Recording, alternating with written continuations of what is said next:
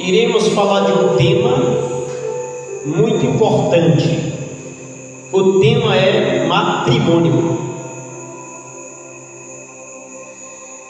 pois nós iremos neste momento abrir a nossa Bíblia no livro de Gênesis e no capítulo 2, no versículo 22 ao 24. Capítulo 2 de Gênesis, do versículo 22 ao 24. E da costela que o Senhor Deus tomou do homem, formou uma mulher e trouxe a Adão, e disse Adão: esta é agora osso dos meus ossos e carne da minha carne. Esta será chamada mulher, porquanto do homem foi tomado. Portanto, deixará o homem o seu pai e a sua mãe, e apegar-se à sua mulher, e serão ambos uma carne. Soberano Pai e eterno Deus, diante da tua presença aqui estamos, Senhor, com a tua leitura, Senhor, já feita nesta noite. Que o Senhor nos proporciona entendimento e sabedoria, para que nós venhamos transmitir a tua genuína, santa e bendita palavra. Nos ensina, Pai, pois nós precisamos do teu ensinamento, para que nós possamos aprender de ti e repassar para os demais irmãos, que neste momento aqui já se faz presente. É o que te peço, porque te agradeço, em nome de Jesus. Amém. Posso tomar os seus assentos? E hoje nós iremos falar deste tema este de suma importância para quem é casado, para quem pretende casar e para quem é família. Nesse livro de Gênesis, capítulo 2, do versículo 22 ao 24, fala que Deus, ele fez com que Adão, o primeiro homem, veio a dormir um profundo sono, e desde então o próprio Deus toma uma de suas costelas e forma uma mulher. Por que Deus fez isso? Porque quando Deus criou os céus e terra e tudo que há sobre a terra, em todo o percurso havia algo a fluir. Em tudo que Deus fez foi bom, e viu Deus que isto era bom. Ele partiu para o dia seguinte, até chegar no dia em que ele fez o homem e a mulher. E por que Deus tomou uma de suas costelas e fez a mulher? Porque tudo que Deus tinha feito, todos os animais que Deus tinha feito, todos eles tinham macho e fêmea. Porém, o homem era só, não tinha sua companheira.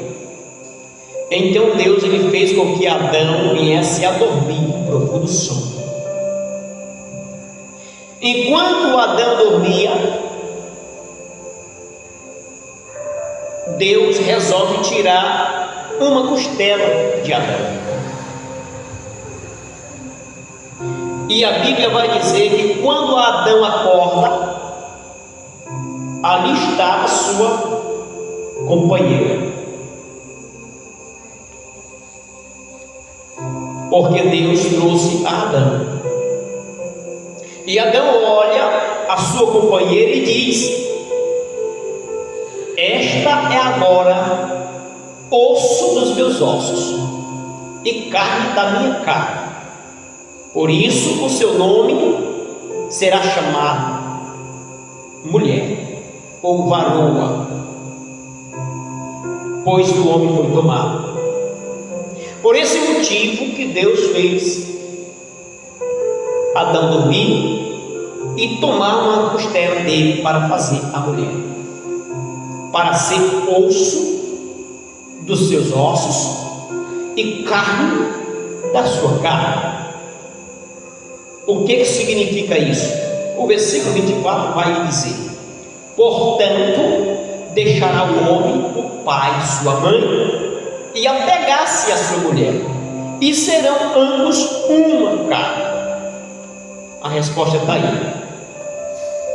Deus, Ele planejou, arquitetou, fez a mulher para que a mulher seja uma companheira do homem, para que o homem agora não vivesse só, mas que uma adjuntora estava a seu alcance, ao seu lado. E a palavra de Deus vai dizer que deixará o seu pai e sua mãe e se unirá à sua mulher. O homem agora, quando ele cresce, ele tem essa autonomia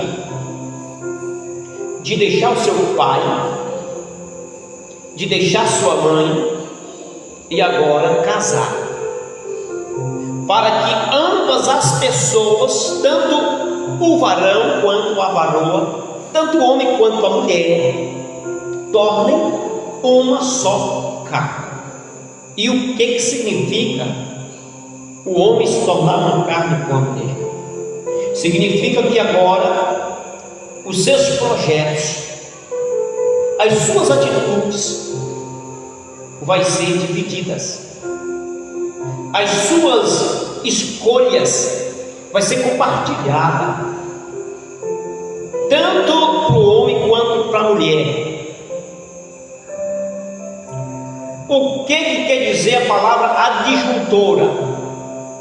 Ajudadora idônea significa que a ajudadora idônea é uma companheira que vai auxiliar o seu marido,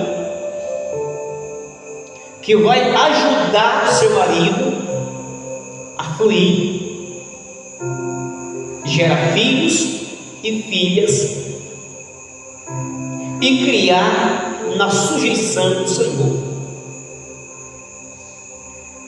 O livro de Gênesis, no capítulo 3, no versículo 16: e a mulher disse: multiplicarei grandemente a tua dor e a tua conceição, com dor darás luz a filhos, e o teu desejo será para o teu marido, e ele te dominará.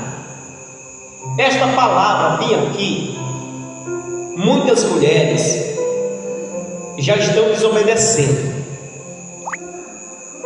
pois muitas dizem que não quer ser dominada por homem, mas a palavra de Deus ela vai dizer: se a mulher desobedecer um mandamento de Deus, esta mulher, ela é uma mulher rebelde, ela é uma mulher desobediente, e ela não pode exercer a sua função de companheira idônea. Pois a Bíblia vai dizer aqui que Deus, a partir do momento em que a primeira pessoa humana que peca é realmente a mulher. A serpente passeava pelo jardim e enganou a mulher, e a mulher caiu na lábia da maldosa serpente, intermediada pelo diabo. E ali, neste momento, quem pecou primeiro foi a mulher. E a palavra de Deus diz que a mulher, quando peca, ela traz do fruto do pecado para seu marido. E o seu marido também peca. E ali a palavra de Deus diz que Deus, todos os dias, Ele não falava como a mulher, Ele falava com o homem, e chamava Adão, todos os dias, na brisa do sol. E a palavra do Senhor diz que quando Deus chama Adão, no dia seguinte do seu pecado, Deus ouve, ou seja, Adão ouve, Adão, ele escuta a voz de Deus suave no jardim, e Deus diz: Adão, e Adão agora se esconde por trás de folhas de figueira brava. Por quê? Porque quando ele comete um pecado, ele contempla a sua esposa, e sua esposa contempla seu marido, e ambos estavam nus. E quando Deus chama por nome de Adão, Adão, ele está agora amedrontado, se escondendo por trás da figueira. E Deus mais uma vez diz: Adão. E Adão responde: eu ouvi a tua voz soar pelo jardim, e temi, e me escondi. E Deus, já sabendo de tudo, diz: pela causa tu comeste da fruta que eu te ordenei para não comeres. E ele disse: a mulher que tu me deste por companheira me enganou e eu comi. Nesta palavra bem aí, nós entendemos que quando a pessoa peca, a pessoa tenta camuflar e jogar o pecado em cima de outra pessoa. Quando Eva peca, a própria Eva foi culpada do seu pecado. Quando Adão peca, o próprio Adão foi culpado do seu pecado. Incentivo para pecar todos nós iremos ter ao percurso da nossa vida, mas cabe nós aceitar ou rejeitar. A aceitação ou a rejeição está sob o nosso domínio, porque Deus nos deu o livre-arbítrio para que nós possamos escolher. Então, para a mulher, Deus ele deu uma sentença para ela. Qual foi a sentença? Ela iria ser multiplicada grandemente a dor de parto. Com dor, ela iria dar luz a filhos. E o desejo dela agora estará para seu marido. E ele dominará, ou seja, o marido irá dominar sua esposa. Muitas esposas estão fugindo deste texto para não obedecer um mandamento de Deus. O homem, por ser o cabeça, ele tem que dominar sua casa, ele tem que dominar sua esposa, mas infelizmente muitas esposas estão desobedecendo este mandamento. Mas no dia em que Jesus Cristo voltar para buscar o seu povo, esta esposa rebelde irá pagar um grande preço. Livro de Provérbios, no capítulo 5, no versículo 18: seja bendito o teu manancial, e alegra alegra-te com a mulher da tua mocidade. Mais uma vez aqui, a palavra de Deus está voltada para o casamento. Quando o varão conhece a varoa, quando o homem começa a conhecer a sua esposa, uma companheira, a Bíblia vai dizer que ele é bendito. O manancial na qual ele está a conhecer, e alegre pela mulher da sua mocidade. Capítulo 18, versículo 22 diz: aquele que encontra uma esposa acha o bem e alcança a benevolência do Senhor. O homem, quando ele encontra uma mulher e casa com ela, ele encontrou uma bênção do Senhor. Quando ambas as pessoas casam, só a morte pode separar. Efésios capítulo 5, versículo 22: vós mulheres, sujeitai-vos a vossos maridos, como ao Senhor, porque o marido é a cabeça da mulher, como também Cristo é a cabeça da igreja, sendo ele o próprio Salvador do corpo, de sorte que assim como a igreja está sujeita a Cristo, assim também as mulheres sejam em tudo sujeitas a seus maridos. Vós, maridos, amai vossas mulheres, como também Cristo amou a igreja e a si mesmo se entregou por ela. A mulher deverá que se assujeitar a seu marido. O marido deverá que amar a sua mulher, assim como Deus amou a igreja. Como foi que Deus, através de Jesus, amou a igreja? Morrendo pela igreja, morrendo pelo seu povo. Desta forma, se for possível, temos que morrer pelas nossas mulheres. O que a palavra de Deus diz em Efésios 5, 24? De sorte que assim como a igreja está sujeita a Cristo, assim também a mulher seja em tudo sujeita a seus maridos.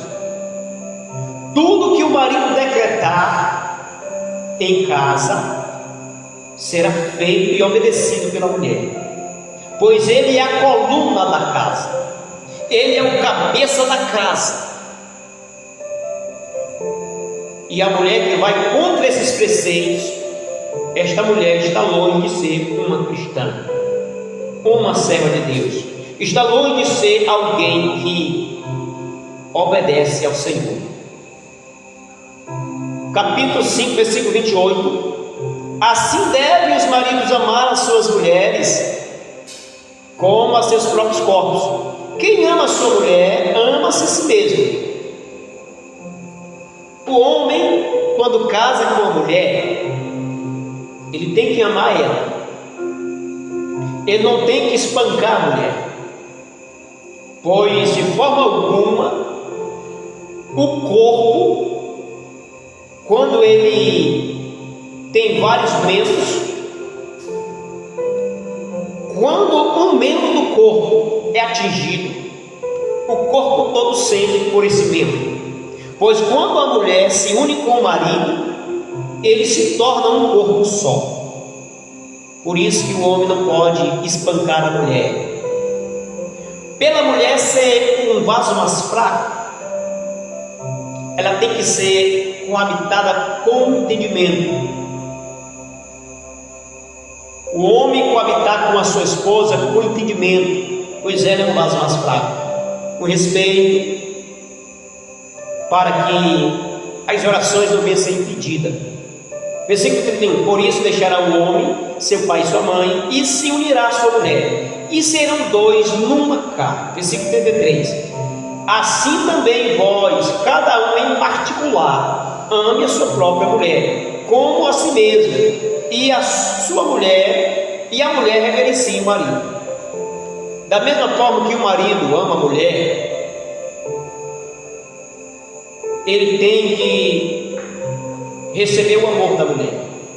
Da mesma forma que o homem casado ama seu próprio corpo, ele também tem que amar sua mulher, porque ela se tornou um corpo com ele. Colossenses, no capítulo 3, versículo 18: Vós, mulheres, estáis sujeitas a vossos maridos, como convém no Senhor. A sujeição da mulher para com o marido convém no Senhor, ou seja, é um mandamento de Deus, é uma ordenança, é uma ordem, é um mandamento, é algo que Deus mandou a mulher fazer. E infelizmente a maior parte delas não estão obedecendo seu marido. Versículo 19: Vós, maridos, amai a vossas esposas, e não vos irriteis contra elas. O marido, ele tem que amar a esposa e não irritar sua esposa, não machucá-lo, não magoá-lo, não dizer palavras que venham atingir. É desta forma que o homem e a mulher devem se comportar como cristãos. Hebreus capítulo 13, versículo 4: Venerado seja entre todos o matrimônio e o leito sem mácula, porém aos fornicadores e aos adúlteros Deus os julgará. O que é que significa venerado seja entre todos o matrimônio? Ou seja, esta palavra matrimônio é o casal, o casado, a pessoa que está casados, é matrimônio. O que significa leito sem mácula? Leito sem mácula significa a cama onde você dorme, ela tem que ser respeitada. Não tem que levar pessoas que é fora do casamento para coabitarem, pois o adultério e os fornicadores Deus julga. A palavra do Senhor diz que venerado seja entre todos o matrimônio, entre todos os casais.